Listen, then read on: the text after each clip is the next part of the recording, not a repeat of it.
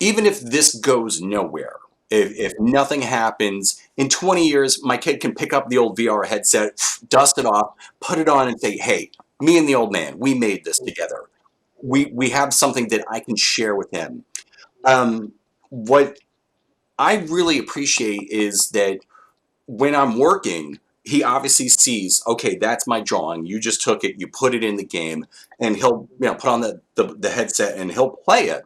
And when he's done, he'll take the headset off, he'll go over to his sketch pad, which is right here on the floor, and he'll draw something and he'll bring it to me like, put this in the game. So, welcome everyone to a new episode of the Zero to Play podcast. I'm your host, Jonathan Jennings, also known as Johnny J, and today I'm joined by Thomas Fletcher Kildren. Thomas is the game dev dad at Fletcher Studios, where he works with his children on a VR and mobile game project titled Blooper Get Home.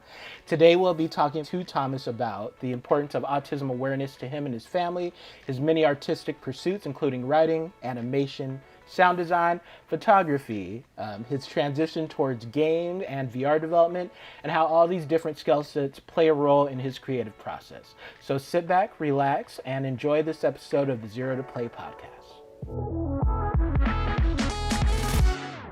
Welcome, Thomas. Thank you for joining me. Pleasure to be here. Thanks for inviting me. Yeah, you're super welcome. I love your work. Definitely been following Blooper Gets Home for a while. Um, Super excited to talk to you about all the many things you do. You're kind of a renaissance man. And I guess to start, right, I think just a really important question, because I know it's important to you and your family. What does autism awareness mean for you and your children? And I guess what would you want to share about kind of spreading autism awareness to other people? Um, to start with, it's kind of like if you look at the media and how they portray people on the autism spectrum, it's either this mathematical savant type person like Rain Man or very just neurotic people like Sheldon from Big Bang. And it's a lot more nuanced than that. And a lot of times you'll see people who actually have, autism spectrum disorder. They're not classifiable. My son, for example, is very limited verbal, barely talks, and certainly he's okay at math. He's no mathematical genius. Um, he has things to contribute, and what I'm after is getting people to acknowledge that there's more to it than just what you see on a couple of TV shows or movies, and understanding that they have different needs.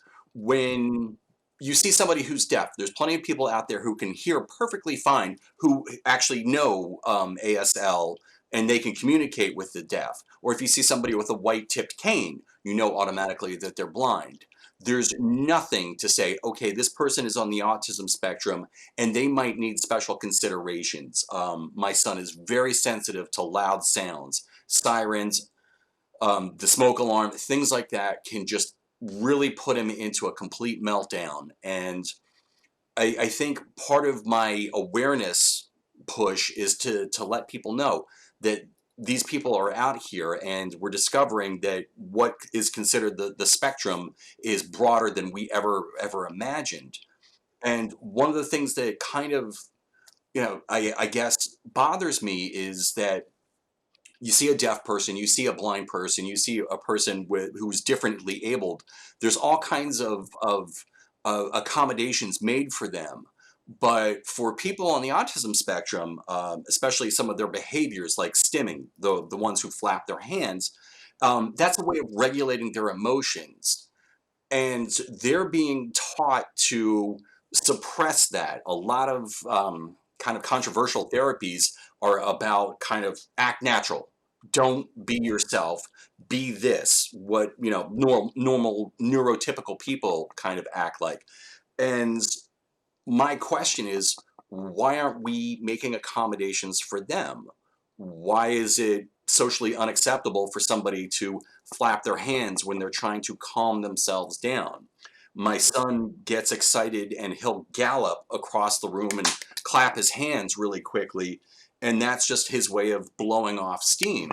And obviously, I worry about him in his future and what will happen if, okay, he's working a job that he might need to do that in order to deal with the stress of the day. So I'm hoping to raise awareness about those kinds of conditions that people don't ordinarily see. Right. Wow.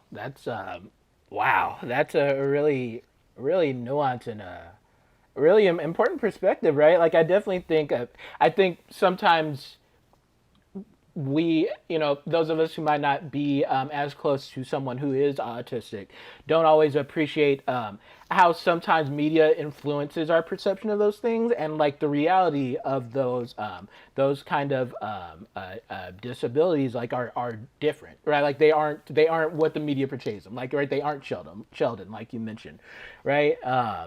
And definitely, I think that's an excellent point, right? That there is much more to the reality of living with autism, and how we can adjust to people who have who have autism. Yeah. Definitely. And one of the things that always strikes me about it is, my son goes to speech therapy, and I'm in a very lucky position because my son's end of the spectrum is just it's limited verbal, and otherwise he's a normal kid, loves video games, and loves to play, obviously gets a little excited sometimes, and has his stim. But I see a lot of parents at the place where I take my son for speech therapy, and they have it a lot worse. Sometimes the children are barely able to function in society, and you just know that they're going to spend a lifetime of struggling with just being able to deal with the real world as it is. Sometimes their sensory disabilities, or I guess that's not the right word, but their sensory inputs are so magnified that they can't hear anything. They can't stand to have clothes on their skin. They can't stand to be touched. And now, like I said, I'm fortunate that my son has a viable way of at least being able to exist in the world without constant intervention and assistance. And that's something else that people kind of need to know, because what I'm discovering is even those kids who look like they're going to need a lot of help, they still have things to contribute to the world.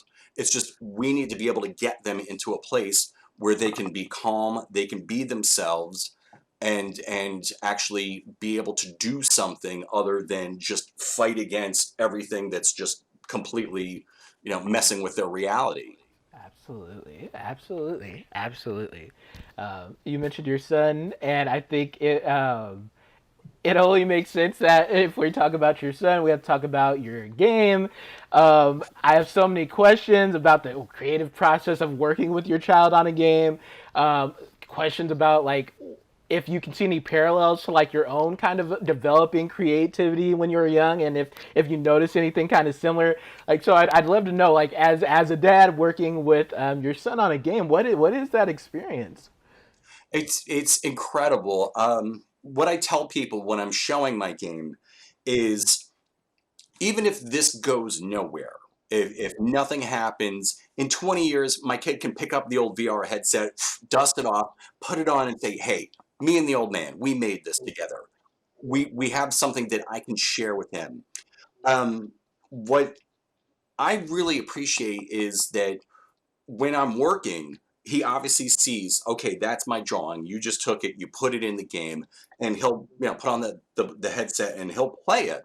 And when he's done, he'll take the headset off, he'll go over to his sketch pad, which is right here on the floor, and he'll draw something and he'll bring it to me like, put this in the game. Now the running joke, but it is a fact of it, is that there's a lot of times I have to say, dude, that's Mario. That's a copyrighted character. We can't have that. Oh, but there are plenty of things that he does draw that it's like, oh wow, I'm completely just we have to throw this in. Or there's times that I kind of need like an extra tree for this level. Can you? And he's just okay, here, tree. But there's things that he sees and does, because obviously everything that he's absorbing from the world, he puts into his drawings. And as I'm going through, I have stacks of 18 by 24 newsprint sketch pads that are filled with drawings. And I'm constantly just going through them with my Nikon camera, just taking pictures. But I saw something, and this is just an example of the creative process. He wrote something next to kind of this weird abstract picture, and it said, "There is no game." Now, being the dad, I had no idea that this was an actual game that's both online and I think on Steam as well. But just the words, "there is no game," just kind of resonated with me because I saw it in his handwriting and it obviously meant something to him. And as I marinated on that, he drew a maze. Like for a while, he was fascinated with Pac-Man and just kept drawing mazes. And I was able to like throw that into Blender, extrude it, and then put my character on it. And I realized there is no game. He's suddenly in this void that he's got to figure out this maze to get back to whatever reality is. And boom, I have a brand new level. Exactly. There's so many of those moments that, yeah, oh wow. And it's a whole family thing. Both of my kids do drawings. Both of them do sound effects. One of the things when I'm demoing the game, and one of the things that I got an award for was the sound design. When the character's jumping in the water, that's my kid going. When he walks through the grass, it's them going. And that was kind of cribbed from the black and white game Hidden Folks, because the dev did all of the the sounds.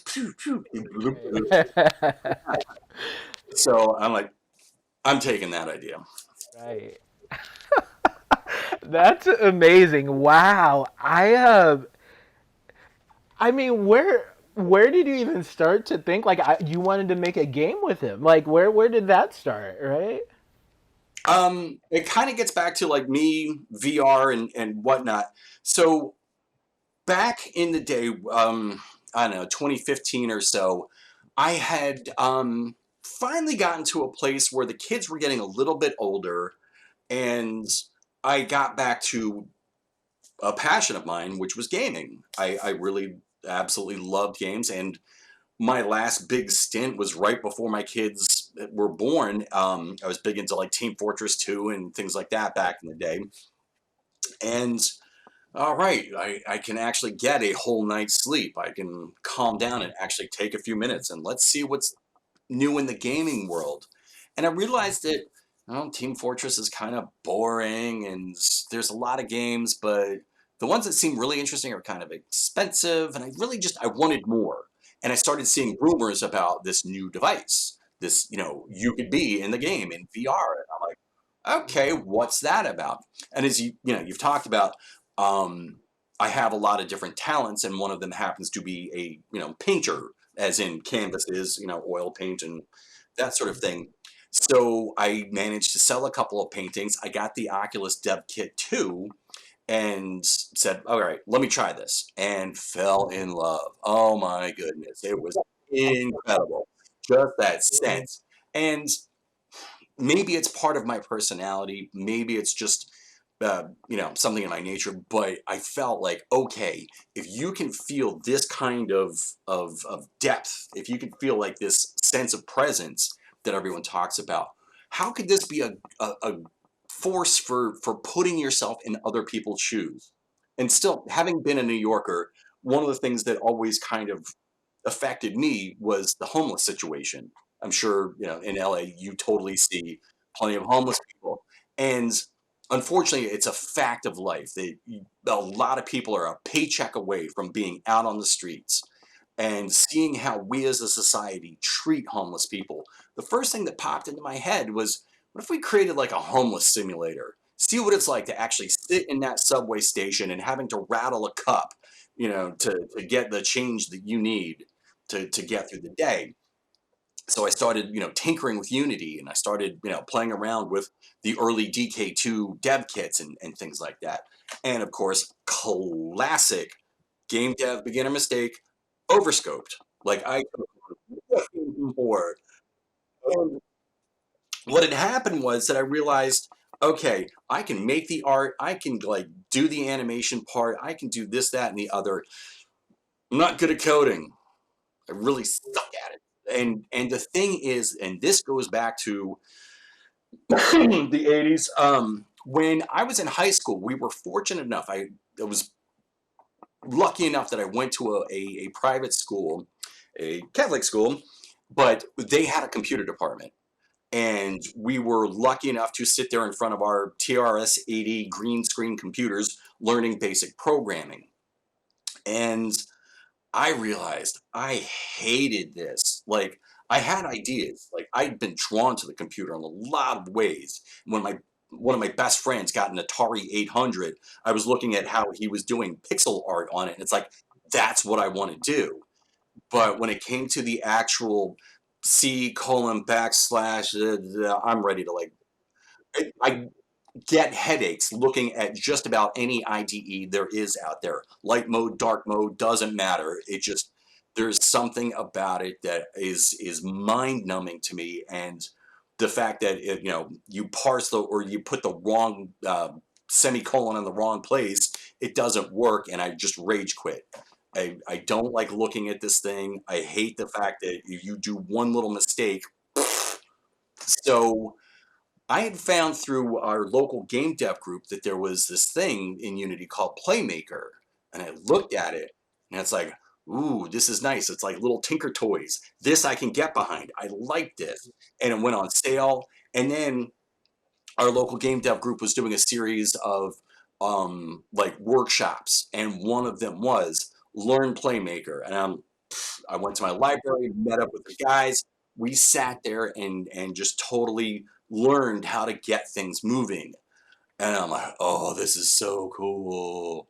So I get back home, and of course, I'm playing with my new toy, and I've got two little kids who see daddy with his new toy, and they're like, we want to do that. What's that all about? And I'm trying to do the thing, and kids, and finally, took off the headset, put it on a kid, took a drawing that I had because we had learned like a 2D scrolly thing at the workshop, took one of my kids' drawings, slapped it on a character controller, threw him in the headset, and I don't know, I went to like scrub the bathroom.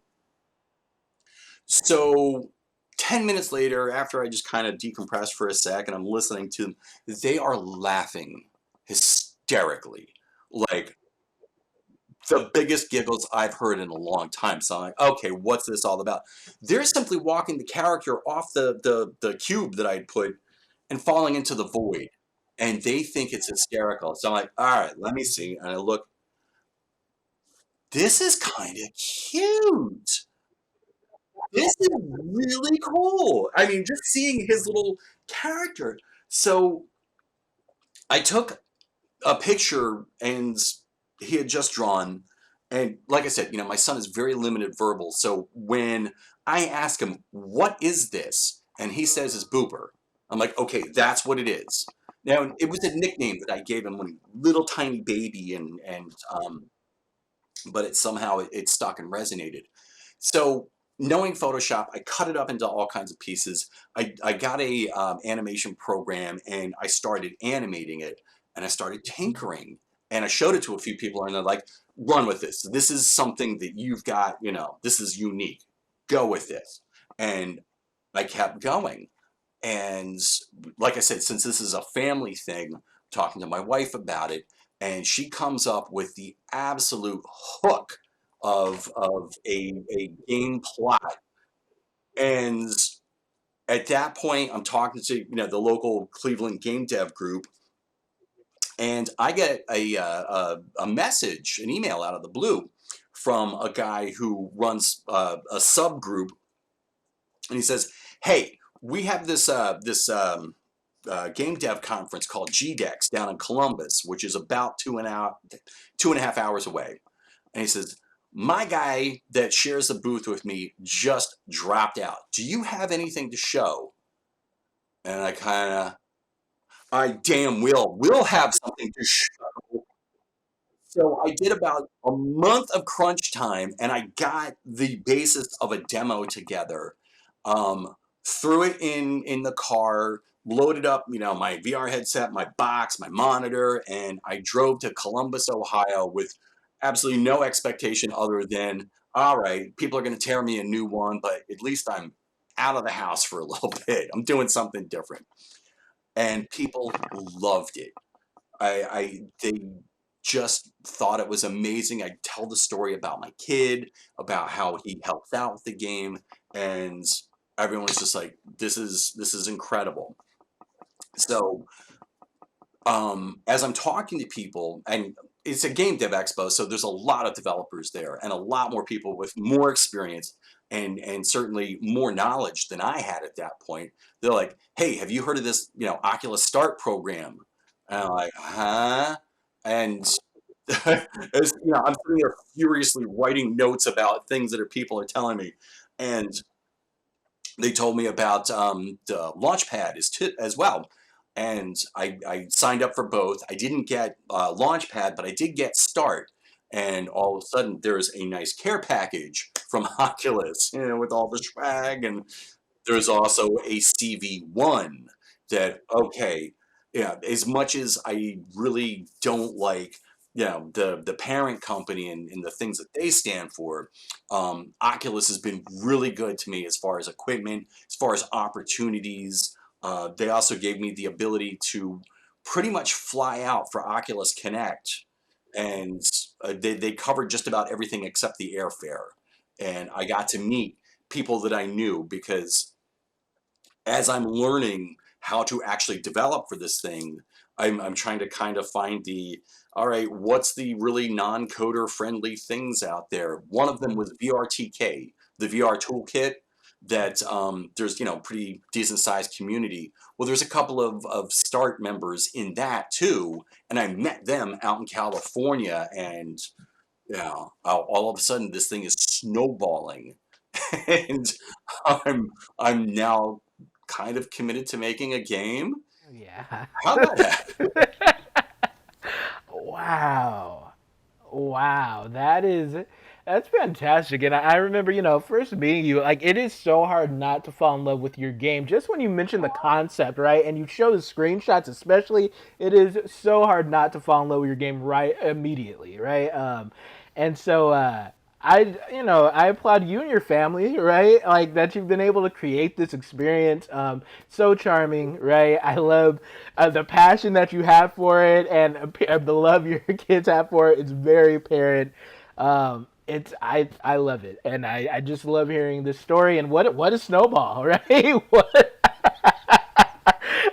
the butterfly effect is real, right? And the thing that gets me is, obviously, as a stay-at-home parent, I have family obligations first. That's a given. So for the longest time, I was having to get up at 5:30 in the morning to just get a few hours of dev time before kids got up, the wife got up, get everybody dressed and ready for school and fed and out the door, da da da da da. And then COVID hit. Well, actually, I should preface that. I got to a point where we had a year or so of both kids were in school, the wife is at work, and I actually could sit down for 5 6 hours, like my longest stretch ever, and actually get some things done. And then COVID hit, um, and I'm finding myself thinking, do I really want to push it? Do I really want to go back to that 5:30 in the morning kind of thing? And obviously, my wife is still working from home, and she has commandeered the office. So we talked about it, and we decided to actually invest a bit in this. And I got myself a high-powered laptop, and I can now go work in other places in the house and still be able to create for the little bit of time that I get. And what surprises me is that, yeah, as I've been posting things on social media, I get reminders like on Facebook. That very first video of my game character was 5 years ago. I know. All these things kind of got in the way, and that's that constant little, like, devil on my shoulder, like, get to work, get to work, get to work. And um I've got a lot of groundwork laid out. I've got tons of assets made, and certainly a workflow that's viable. It's just simply a matter of having a time to do it. But as I'm going, I'm learning more about actual game development and realizing, oh, you might need to redo that. Oh, you might need to do that from scratch. So um, it's becoming an iterative process because as you learn, you think about what you've done and how can I make this better? Certainly, I'm on maybe the third or fourth variation of the game character because I'm finding different ways of doing things. Like I can add faces that my son has drawn on other things and I can cut them out in Photoshop and certainly I can have a worried face or I can have a mad face. These things keep coming up. I want to make the best possible game that I can. And I'm at the point where I'm realizing I need help. So I'm kind of foregoing a bit of dev to start pursuing the investment dollars, as it were, and obviously applying to anything that has like a contest or some kind of grant money. And a lot of people have mentioned, what about approaching some of these not-for-profits that are involved with autism? Which, it sounds like that's a really good idea. But as I'm investigating these things, I'm finding out that, well, maybe they're just in it so they can get money too. They're not exactly about handing out the money, they're about getting them. And so and currently I'm at the place where yes, I'm trying to do as much media exposure just in case somebody of a generous nature is like, hey, I'd like to help fund your game. But I'm also at that point where I'm trying to learn all the business aspects about how do I hire people, how do I retain people, how do I pick the best talent, because I've got certain strengths, what are my weaknesses and how can I leverage what I need, and how do I know that? Okay, I know I need a good coder. How do I know you're a good coder? Show me an example of good coding. Okay, C backslash.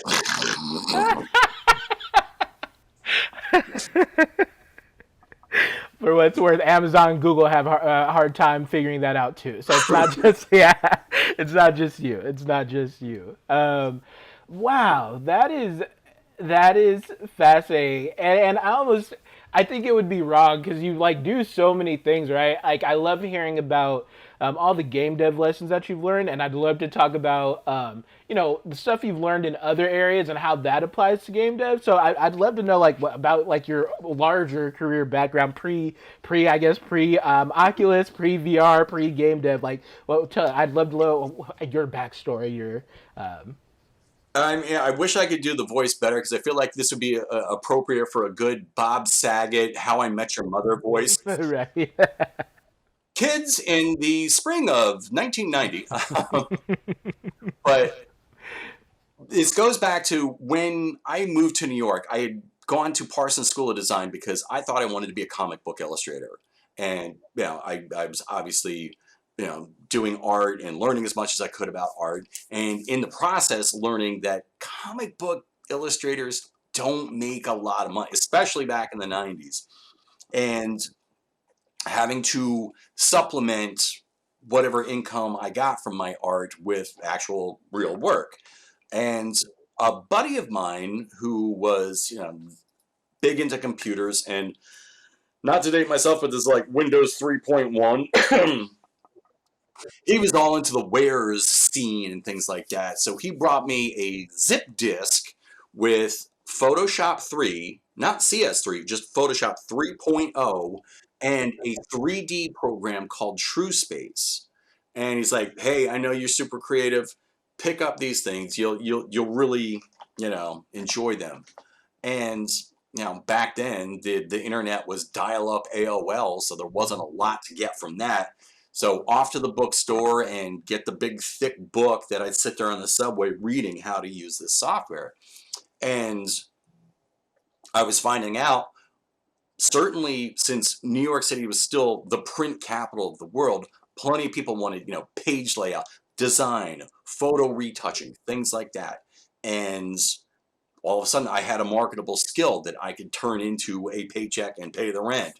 A buddy of mine, a photographer, a very talented guy by the name of Johnny Miller, said, "Hey, I'm starting to pick up on my photography gigs. I'm working for the New York Post, and I'm just doing photo retouching. I know you do Photoshop. You think you might want to take over my spot? And I'm like, okay, I'll give it a shot. And I go in, I talk to the boss there, and he's like, Photoshop, good. And he leads me to like this little cluster of about 4 or 5 like really old guys that you could tell back in the day they could take a photograph and an airbrush and make it print worthy like nobody's business, but they just didn't know Photoshop, and they were old union guys, and they were just hanging in there to get the maximum pension, and they were about to be retired out. So I started doing Photoshop for my bread and butter. But at the same time, I'm also learning TrueSpace and learning the concepts of 3D design. And I did a couple of internships for a couple of animation studios. DMA was, the one that I really enjoyed the most. I would do summers where I'm just learning the basics of animation and things like that because it was super interesting to me. And through that, I got to a point where I was working at the New York Post full time, and obviously 9/11 happened, the Iraq War happened, and the shift of the paper had changed from just trashy sports, rag mag, fashion, gossip to full on political. And I was like, get me out of here. So I kind of took a break from that. I did some other things for a bit, and I realized as much as I didn't like what it became, I really liked working for a newspaper. And I realized, all right, what I really want is I want to go for the end all be all. I want to go for the cream of the cream. I want to go to the gray old lady and work for the New York Times. So I could call mom and say, guess where your son's working at? I'm so proud of you. That kind of thing. So during all this, I'm still tinkering with the animation stuff, but I'm also picking up game engines like Quake 2. I'm picking up Doom 3, and I'm just, playing with those as well. And I'm realizing I really like texture work too. And the thing that I'm trying to work as my own little hook is that I'm hand painting textures, not the digital on the tablet, this, that, or the other. I'm printing out the UV maps, putting it onto paper, and actually painting it with watercolor and gouache and pen and ink. Yeah. And that was fun too. And that just became more of like the modding community and hanging out with other people who wanted to make mods for like Doom 3 and things like that, but they always fell apart. So it was just more tinkering. At this point, I'm trying to get jobs to put me in a position where I could actually go work for the New York Times. And I'm working for this company that is giving me like the last little check mark on the resume. And this is 2006 or so. And one holiday season, they call us all into the newsroom on a phone conference call of all things to say, yeah, we're shutting down all the bureaus, New York, Boston, Atlanta, Philly, LA, blah, blah, blah, blah, blah. We're opening up 2 mega centers. One's in Albuquerque, one's in Cleveland. You want to keep your job, you have to move to one of those 2 cities. Like living in New York. No, I'm not moving to Cleveland. What are you thinking?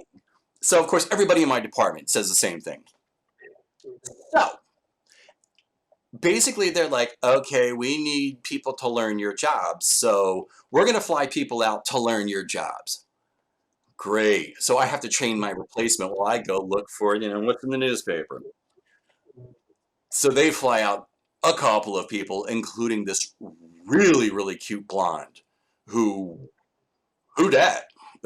So, we do a week's worth of training, and I'm talking to her and having a grand old time. She's smart, she's funny, and she's stealing my job. But the company is so cheap that they're not gonna fly them back Friday night because it's cheaper to fly them back Saturday. So they have nothing to do Friday night. So I say to the cute girl, hey, You want to see some real New York City? And okay, so I take her out.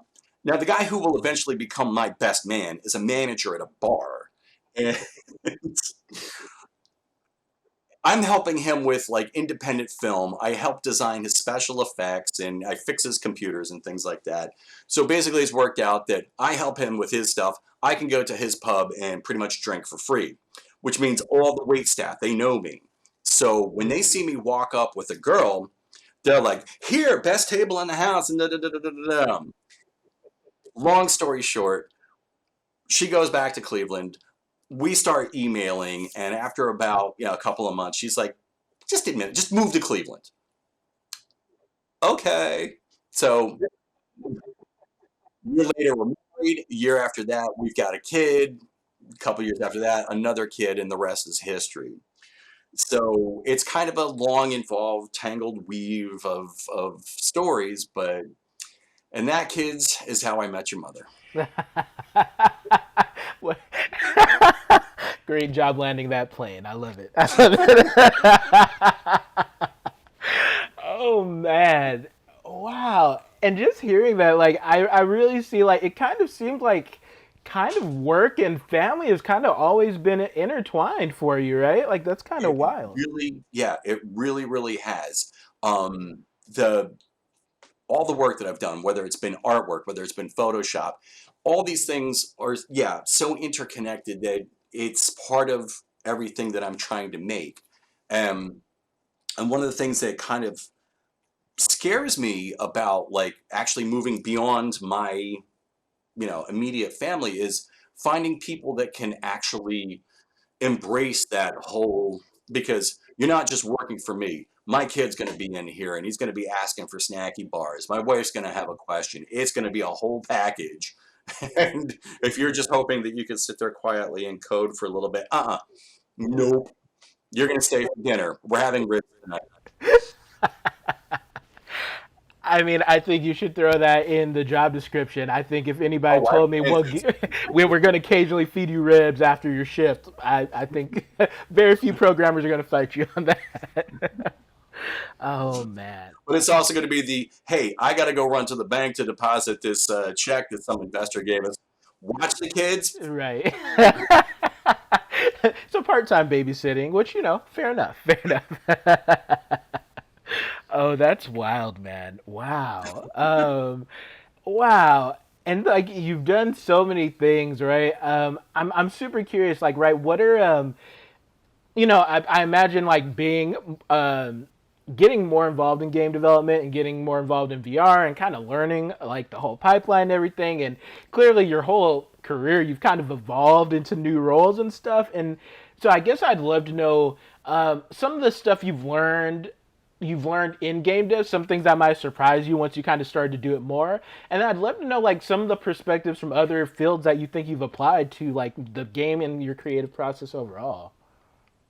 Oh goodness. Like as a painter, um, one of the things that is constantly on my mind is having a good foundation. Uh, you work a certain way, so if you have a good solid ground on your painting, you can get like an underpainting, a coat of color to kind of cast a general mood over the picture that you're making, and then you work from like background to foreground, dark to light. That visual thinking is constantly on my mind as I'm working through a level. Um, Certainly color theory, which, I kind of fell asleep in a little bit, same with art history, but I still managed to pass the classes, so some of the knowledge is up there. But knowing how color interplays with light works. And in addition to obviously what I learned in school, one of the biggest resources is listening to the guys at Valve when they put out like a developer's commentary and they're describing like, okay, you're playing the scene and we use this shaft of light to like guide you to, and the sound is propagating over here and this motion. And it's like, I am totally being manipulated and I didn't even realize it. How do I learn this skill? Um, but certainly, you know, when I worked for the newspaper, knowing what photo works the best, knowing out of all these images, okay, that one's going to pop on the page. And how does that interplay with, okay, how does your eye move through what you're looking at? That plays in. Certainly knowing how to juggle a whole bunch of things while you're trying to like cook a dinner for the whole family while your kid needs a diaper change and the cat is begging you like please let me outside, you know, learning to juggle all that stuff is invaluable when you're trying to, you know, deal with family, make just a simple game asset, but yet, oh, I still have to write that whole really big, complicated game design document. Oh, Wow. Oh wow. I mean, yeah, that makes total sense, right? And I think I definitely I love what you mentioned just now about the Bob developer notes. I think I always get a little bit disappointed how few people understand how much psychology is absolutely an aspect of game design and game development, right? Like we have to create emotions and you have to understand people to create emotions, right? Um, exactly. And honestly, that's one of the big things that I feel like I've got to learn next because, you know, the plot of my game revolves around a kid who's lost. He's trying to find his way home. And although it's geared towards kids, I want to do the Disney thing and I want to have a moment where he's lost, he's alone, and there's just the heart-wrenching song that comes on that there's not a dry eye in the house and kids are like, that was like when you killed old Yeller kind of moment. Um, and just to jump just a slight bit here, when I say that this is, you know, a family thing, it's not just me and my, you know, nuclear family. My brother-in-law has a couple of tweener kids, a boy and a girl, who are absolutely awesome because they play test for me and they will find all the flaws. Like their first thing is to how can I break this? How can I, you know, jump over the wall and get past that so I don't even have to go find the socks, blah, blah, blah. Well, it turns out that they're also incredibly talented. They play piano, they sing, they also do a little bit of dancing and whatnot. And I've been approached by, you know, obviously plenty of people who would love to help, including a composer who just out of the blue emailed me and said, I saw your demo and it inspired me. So I wrote you this song. Use it however you want. That is so cool. And I'm like, dude, do you do like piano solos and do you do vocals? And could you, you know, so as soon as I get some money, I'm reaching out to this guy. He's going to write me a piano piece for my niece to sing because she's got that kind of delicate little five-o tweener voice that, and that's going to be the song about sadness and loss and being alone that everyone's just going to be bawling because my character is just so alone. oh man. Yeah, I not to be, you know, totally in the negative zone, some of the positive emotions that I've done is, you know, I talk about showing my game at some of the game dev expos. I'm obviously talking to other developers, and this one guy, Leonard Wedderburn, who was like the first person to actually test my game when I was showing it. He's a dev down in Kentucky, and he, you know, he's got his own stuff that he's showing. But he comes to me after the doors close and everybody's out, and he's just, I could see in his face, like he's just exhausted. I'm like, yeah, okay. And he's like, look, long day. Can I just play? I'm like, sure, sit down, you know, and take your time, just chill. And he just puts on the headset and he's just wandering. He's just sitting back and he's listening to the music and he's not even playing the game. He's just wandering around. And I'm like, everything okay? And he's like, yeah, this is just so relaxing. It's so chill. It's so mellow. It's just helping me. And I'm like, take as long as you need. Go right ahead. And it always kind of, you know, it's one of those things that sticks with me because out of all the things this guy could have done, you know, he could have gone to a bar and started a fist fight. He could have gone into the bathroom and cried in the stall. He came and found me, my game, and he played it. And that was his way of just chilling out, mellowing, bringing it down. I know. And it's just like, I know, dude, you rock. You're so cool coming to me. right. That's fantastic. Wow. Oh man. That's amazing. And so I guess like to loop it back into game dev, right? I guess Mm, I'm kind of curious, like, right, like, again, you've done so much stuff, right? I guess we talked about how like other mediums have kind of informed you, like your game design, how you how you build your games, right, and like structure them. I'd love to know, like, especially about VR, but games as well. Like, what is unique to the space, and what do you really enjoy about creating, as far as game development and VR development? certainly, game development for me is also like animation, and as I'm certainly really bad about, but I jumping aside to another project that I'm working on, because like I was talking about learning true space 20 years ago.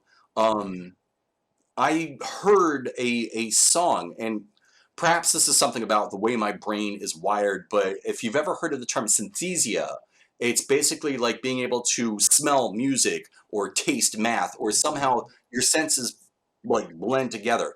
There's a lot of times when I hear a piece of music, I get like a mental movie in my head.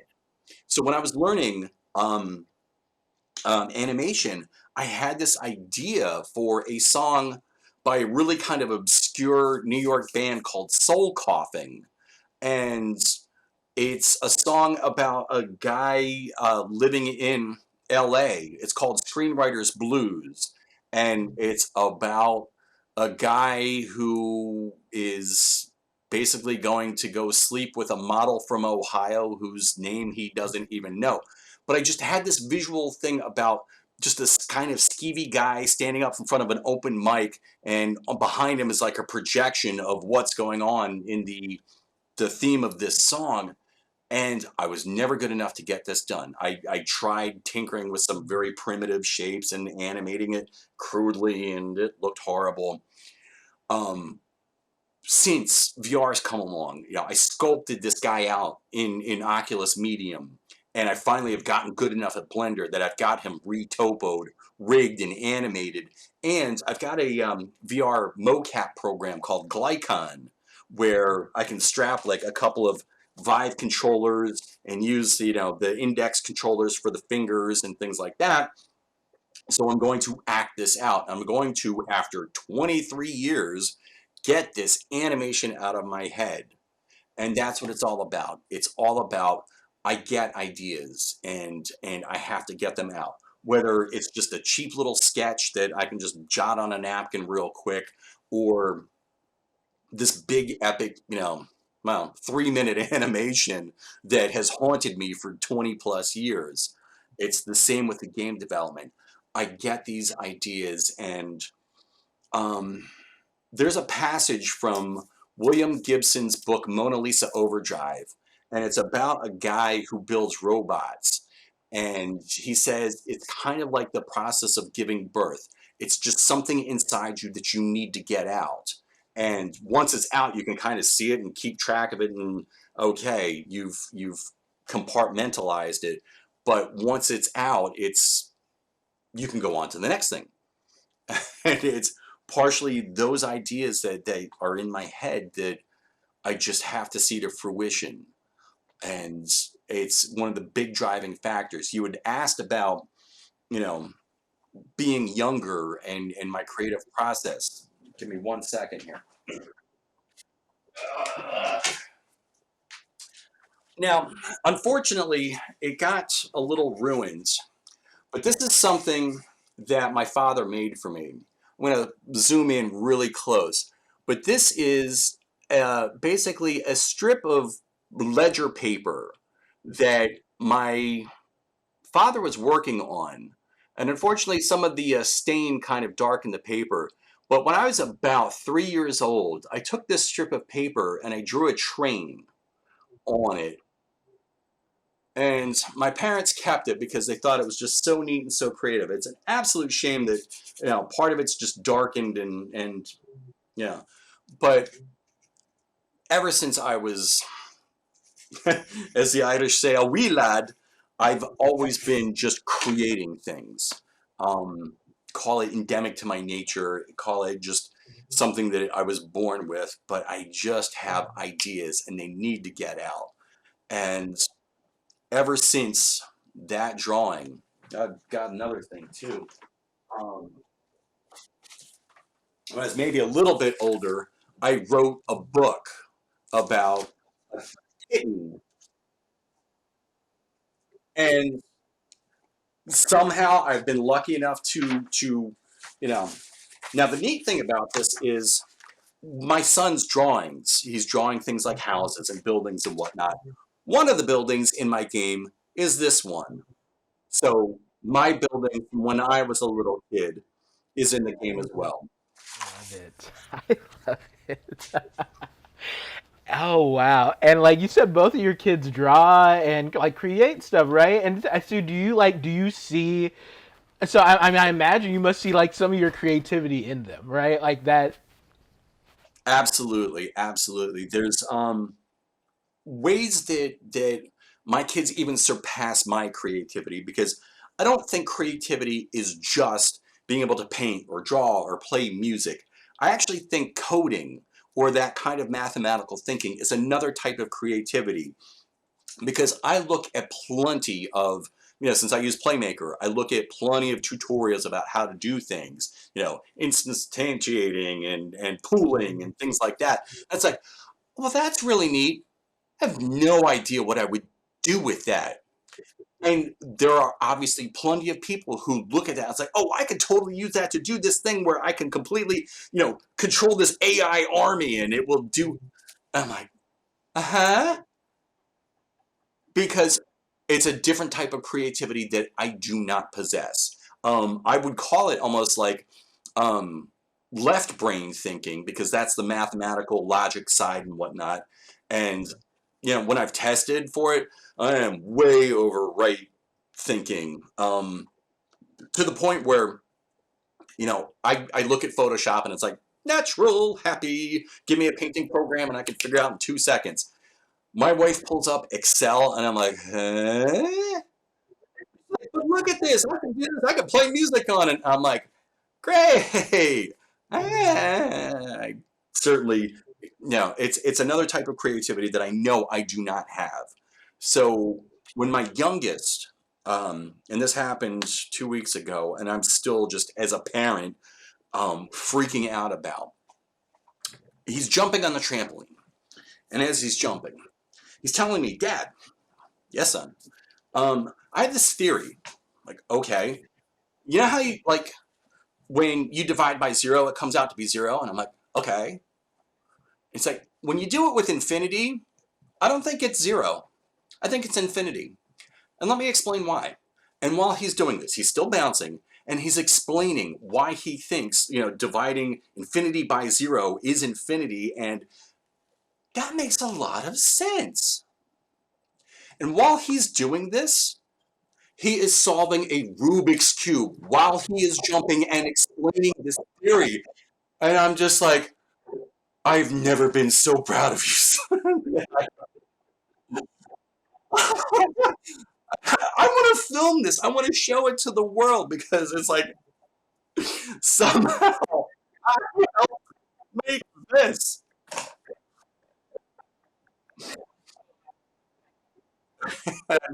Yeah, any chance that I get,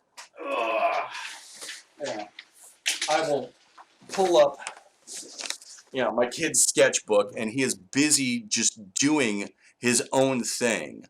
And a lot of it, since he doesn't talk, I have to kind of tease out, what is this? What are you making?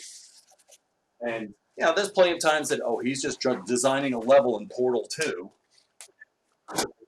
There's other times that he's actually writing his own comics.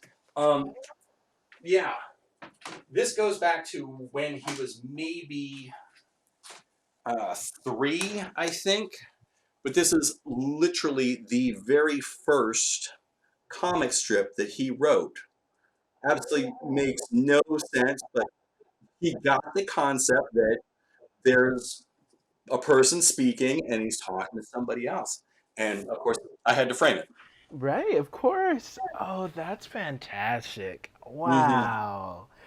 Wow. You have an impressively creative family, Thomas. Like, yeah, it's just fantastic. And so I think we're about to wind down, and like I'd love to know, right? Like, Do you have like any parting remarks, right? Like, where can we find you if we want to follow your work? We want to make sure you get invested. So how can they find you, right?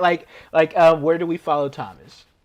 But certainly, I'm on Twitter a fair amount, like at Thomas Kildren, and certainly FletcherStudios.net is a dev blog that I'm maintaining. And obviously, as I'm starting to expand, I'm probably going to have to start licensing like BooperGetHome.com and things like that.